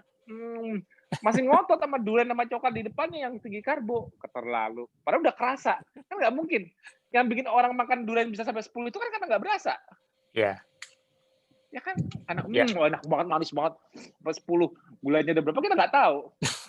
Nah, jadi ikuti mekanismenya. Yang membuat kerja insulin itu malah pankreas itu malah kerja keras mengeluarkan insulin itu kenapa? Karena dia mencegah hiperglikemia, di mana hiperglikemia itu memicu segala bentuk kerusakan, mau glycation, oxidative stress dan sebagainya. Tuh. Jadi kalau kita sampai bisa punya, kita sering di zaman modern ini kita sering menemukan insidental hiperglikemia dan orang yang ketawa ketiwi di depan kita. Dok, berapa gula gue dok? 300 Bu. Masa sih dok? Masih bisa gitu. Ngeri nggak? Masa sih saya 400 dok? Yang bener. Saya seger kok. Jangan, seger Bu. Bayangin. Sering nggak para nakes menemukan yang kayak gitu? Insidental hiperglikemia di orang yang nggak punya riwayat penyakit, tahu-tahu udah 200-300 gula darahnya. Itulah zaman modern ini. Chronic disease-nya makin banyak. Kenapa? Karena semua dibentuk oleh ketidaksadaran diri, ketidak ada alarm atau pengingat alami manusianya hilang. Settingan tanda bahaya manusianya yang didesain dari basic itu hilang. Nggak ada diare, hiperglikemia, nggak ada pusing, nggak ada lemes, nggak ada gemeter, nggak ada keringat dingin. Nggak ada. Semua itu terjadi pada saat sudah ketosis. Sudah ketosis, nyala lagi tuh alarmnya. Itu rahasianya. Jadi kita dijaga Jadi kondisi kita itu menjaga kita tidak hiperglikemia, tapi kebalikannya. Kita diizinkan untuk bisa hipo, walaupun bukan hipo banget ya. Kita diizinkan untuk bisa hipo. Mau tau nggak kenapa hipo itu nggak bahaya? Mau tau nggak? Mau, Kan tadi kan udah menjawab. Mas Tio kok tahu sih hiperglikemia itu alarmnya? Kok tahu bahwa settingan manusia itu harus nyala di hiperglikemia? Ya. Udah aku jelaskan tadi kan kenapa Ya. harus nyala di hiperglikemia. Nah, tapi kenapa hipo nggak nyala, Mas? Mas tahu dari mana hipo nggak nyala? Settingannya dari mana? Settingannya dari mana? Kok bisa manusia nggak makan, hipo, terus nggak apa-apa? Tahu nggak dari mana? Dari sejak kamu lahir. Ya, dari sejak kamu lahir. Tanya sama dokter-dokter SPA. Lihat bayi-bayi yang baru lahir. Gulanya berapa? Nanti baru tahu. Kaget. Nanti kaget tahu gula darahnya para bayi. Terlahir di kondisi tidak hiperglikemia. Bahkan normoglikemia pun juga kadang-kadang enggak, lebih rendah. 60, 50. Apakah itu suatu kondisi berbahaya? Kalau berbahaya kan bayi lahir harus gula darahnya harus 90-nya sekalian. 120. Enggak tuh. Jadi hipoglikemi di kelahiran itu di kondisi bukan hipo banget ya. Dia bisa kisaran antara 40, 60, 50. Sama seperti kita yang puasa.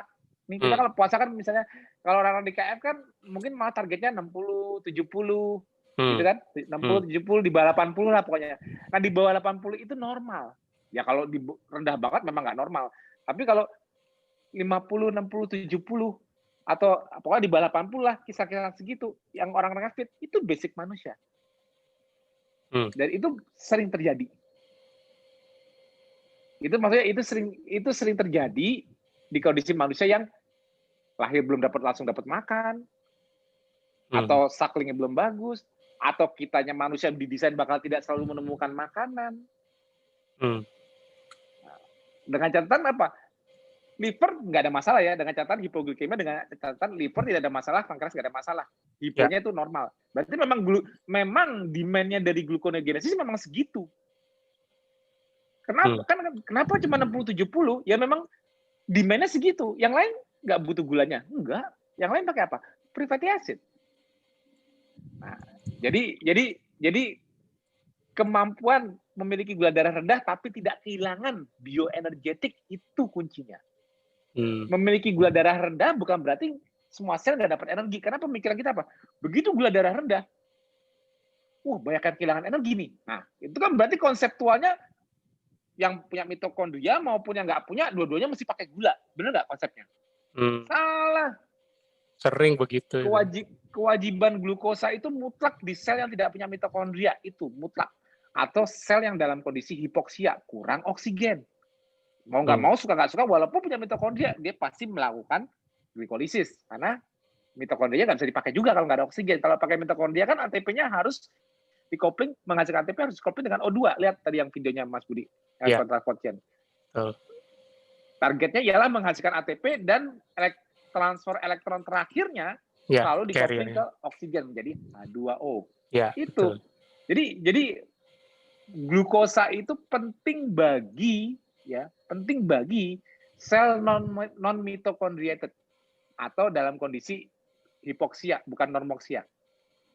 Nah, jadi penurunan gula darah itu bukan berarti semua sel kehilangan energi.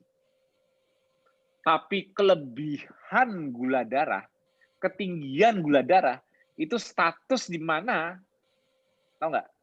Ini resiko untuk oksidatif stres di seluruh tubuh meningkat. Itu satu. Baru oksidatif stres, belum glycation-nya, belum inflamasinya. Itulah kenapa hiperglikemia itu harus ada pengingatnya. Manusia basicnya begitu dia hiperglikemia, harusnya mengingatkan dia apa yang dia salah. Entah dia salah makan, entah dia salah gaya hidup, tidur nggak bagus, stres berlebih. Karena semuanya memicu hiperglikemia dan itu menyalakan alarmnya yang sama. Itu pengingatnya manusia, hiperglikemia. Catat. Jangan sampai keluarga kita, saudara-saudara kita nggak pernah ngecek gula darah, ternyata dia lagi kata sama kita gula darah dia lagi 300. Itu harus something yang harus segera dibereskan. Makanya standar awal di KF untuk tahu adaptasinya apa? Gula darah. Karena itu basic yang mencerminkan semuanya gula darah. Lihat adaptasinya, lihat kamu udah bener belum lifestyle-nya, gula darah. Kan modulasi stresnya kan di liver, gluconeogenesis, bukan dari makanan lagi. Kita kan lihat naik turunnya gula darah di darah kalau udah nggak makan karbo kan dari liver. Liver bisa menceritakan, kenapa kamu buat gula banyak-banyak? Tuh kortisol nyuruh gue buat banyak-banyak. Tuh SNS ngedrive-an gue buat banyak-banyak. Kenapa kamu kortisol buat banyak-banyak? Tuh ACTH sekresinya kebanyakan. Kenapa kamu hipotalamus sekresi ACTH? Tuh SCN di central nervous system-nya terganggu. Kenapa kamu terganggu? Nih belum tidur jam segini. tidur jam segini. Ketahuan siapa yang salah. Ekspresinya kelihatan di gluconeogenesis. Akar masalahnya ketahuan semuanya nanti. Stress sistemnya berlebihan. Ada yang nggak seimbang. Entah itu dia masih belum adaptasi kah? Entah itu dia stres berlebih, entah itu dia keletihan, entah itu overtraining. Nah itu. Jadi itu cara kita melihat kenapa gula darah itu aku jadi acuan untuk melihat adaptasinya dan juga kenapa settingan kita hiperglikemia itu harus sensitif di kondisi ketosis. Itu rahasianya. Hipo nggak sensitif, tapi hiperglikemia pastikan sensitif. Itu catatannya. Kalau udah sensitif, insya Allah kalau kita salah diingetin. Tapi asal kita jangan salah diterusin ya. Salah kita pasti kalau kita sensitif dengan hiperglikemia, insya Allah kalau kita salah di 5 pilar diingetin kok. Kalau kita kerasa kan kita disuruh ngerubah. Oh iya, apa yang salah di 5 pilarku ya? Ini kok gula darahku tiba-tiba 100 terus aku badannya nggak enak. Nah, gitu loh. Jadi kita sadar sendiri apa ya salah di 5 pilar ya. Jadi kayak ada yang ngingetin loh, nggak usah ngebohongin Mas Tio, nggak usah lapor nggak ini. Badannya yang cerita kalau oh iya ini salah nih, oh ini salah nih. Langsung kerasa. Ya mungkin nanya ke aku cuma minta justifikasi. Kenapa? Minta ditanya nama aku lagi di Japrian. Tidurnya gimana Mbak? BAB-nya gimana? Pengennya aku yang nanya gitu. Sering. Oh iya Mas. tapi yang mengingatkan mereka ialah gangguan itu mereka mengingatkan lewat hiperglikemianya. Itu mudah kok. Ya. Kadang-kadang begitu sensitif hiperglikemia itu jadi ternyata nggak boleh ya. Aku pikir boleh, tapi enak sih. masih suka kalah sama mulutnya sendiri. Aduh. Iya. Jadi ingat Mas Alif aku Mas. Untung Mas Alif itu dari kecil sampai sekarang tidak mengalami banyak varian menu ya. Coba kalau kayak anak zaman sekarang yang udah gampang banget kena ciki, kena ini segala macam. Aduh, stres gitu ya. Udah terkontaminasi dengan banyaknya varian high kalau Mas Alif kan nggak bisa jadiin contoh karena kan dia juga bukan sekolah umum. Ya aku sih tahu banget, aku sih nggak bisa maksain kayak hidup Mas Alif ke orang. Kenapa? Karena kendalanya aku pasti yakin ibu-ibu itu susah banget Karena mereka begitu di rumah bisa diatur, di luar susah. Iya, itu dia. Aku lagi sekolah gimana teman-teman interaksi sama teman-temannya kok. Makanya kalau sampai bisa lama kayak Samil gitu, aku takut salut banget. Kalau Samil kan memang ada kimia, ya mau nggak mau karena dia kan usahanya harus keras. Tapi kalau bagi yang nggak ada penyakit, nggak ada keluhan apa-apa, terus bisa KF dari kecil dini, ya soalnya kayak Hamuza deh, itu top. Kalau Hamuza itu salah satu anak yang punya kesadaran diri sendiri. Tapi ada kesamaan sih Mas, ada kesamaan itu tadi yang aku sempat ungkit kan anak kan, tapi orang dewasa pun juga mengalami hal yang sama kan. Ya contoh di masa COVID ini seperti tadi Mas Tio bilang kan, Dr. Siti Chandra udah membaik nih, lingkungannya datang menjenguk bawa oleh-oleh karbo. Iya, itu susah. Dan pas lagi lapar-laparnya craving-nya. Pas lagi lapar-laparnya. Itu dia. Oh iya, terus Mbak Sandra, terus kira-kira suami pas dari itu kan kejadiannya kapan sih yang COVID ini? Berapa bulan kemarin ya? Iya, September. Pas sebulan September ini, ya? Mas. Nah, terus gimana? Suami rasanya pengen lanjut terus? Sebenarnya dia tuh setuju aja KF, cuman katanya Aduh, nanti dulu, menyiapkan mental dulu. Padahal kemarin waktu, apa Udah namanya, enak loh ya. udah enak, waktu COVID itu udah ngerasakan manfaatnya lah. Iya, itu yang Ya sering memang terjadi KF itu memang. ya hidayah kok menurut saya tuh. Ya, itu dia. Karena Jadi kalau walaupun secara fisiologi sudah sepertinya harus sudah tercerahkan, tapi kadang-kadang mindset, iya, "Aduh mesti kemauan makan itu kemauan ya." dari dalam itu loh. Apalagi kalau Heeh. aku berarti nggak bisa lagi makan itu ya gitu. Udah Iya, Ya, wes. bener nggak sih? makanya Enggak, kayak aku penasaran kalau kalau enggak ini kan biar buat cerita, buat ilmu buat yang lain juga kalau seorang warrior yang menjalankan sendiri tanpa pasangannya gimana, terus susahnya gimana kan bisa buat cerita juga, cerita, Mbak. iya. Ya, Enggak apa-apa, kayaknya banyak juga ya mungkin warrior yang pasti. istilahnya pasangannya masih karbo gitu ya. Iya, Aku ngaku pasti. dulu Ya dah. tetap ini aja, tetap Mas Tio pun tetap juga. berusaha. Nah, tapi memang saya bilang hidayah memang. Kayak saya tiba-tiba gitu ya, memutuskan untuk KF, ya sudah nekat aja coba. Ini kan Ya, amunisi ya, ada di ya. rumah ya Iya, sudah besok coba dari puasa gitu. 2016 gitu loh, dari Heeh. 2016 bisa Padahal mikirnya itu. kan bertahun-tahun itu. Tak kenalnya Iya. bertahun-tahun kok. Tiba-tiba dalam hitungan hari lah istilahnya memutuskan gitu. Ya, Ya betul tetap. sih, mungkin ada jalannya juga sih, Mas. Itu yang sering saya bilang kekuatan dari hidayah memang Mas. Itu yang kita nggak bisa intervensi. Jadi mau kita bukannya mengecilkan effortnya kita sharing edukasi. Memang itu ada porsinya juga.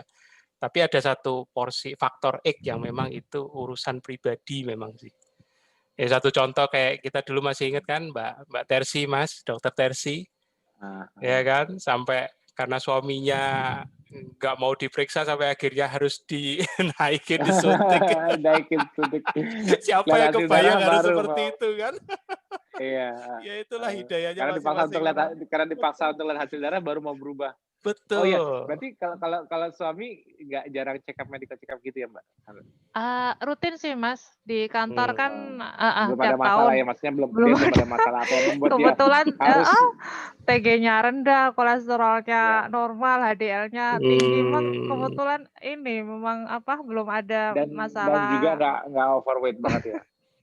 Iya, memang nggak overload, dia seimbang sama olahraganya memang ini sih, memang rutin juga.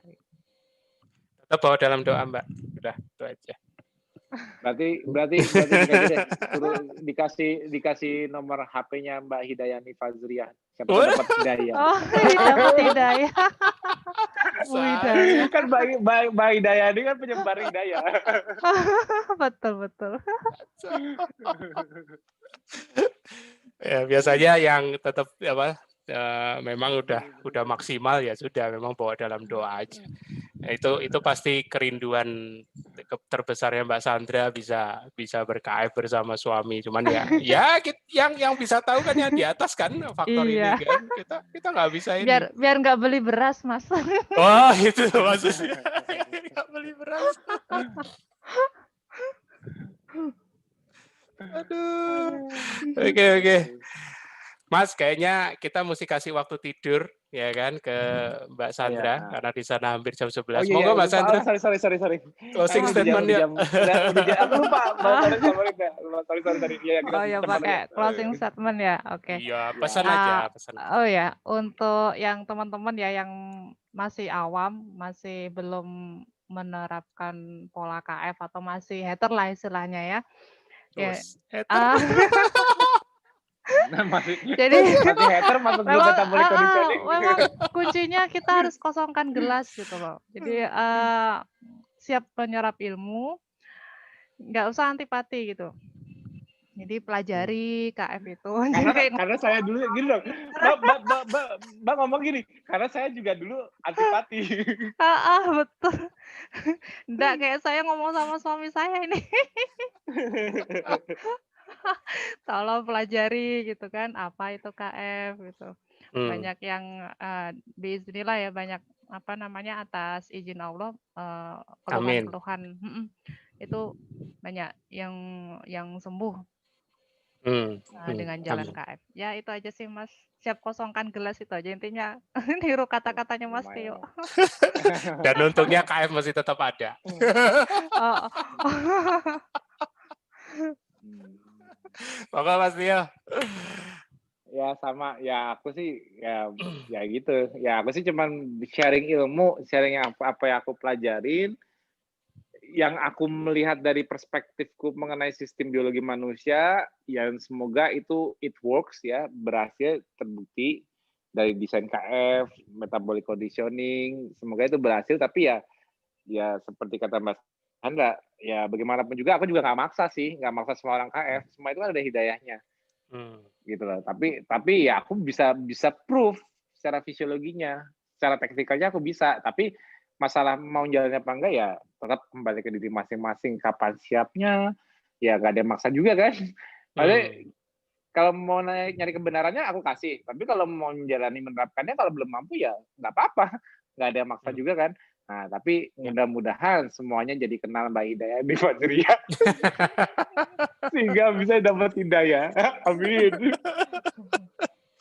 Mas Tio udah dapat tambahan ini target seperti Mbak Tri. Kalau Mbak Tri itu kan trigliserid, Trisliwati. Kena terus. Sekarang kalau mau dapat hidayah, sekarang Mbak Hidayah di Fajria. Oke. Thank you. Selamat malam teman-teman semua. Thank you Kalau juga. ada bolik Mbak Anasari. Itu ada boleh. Ya kan kalau ada bolik kan plesetannya Mbak Anasari.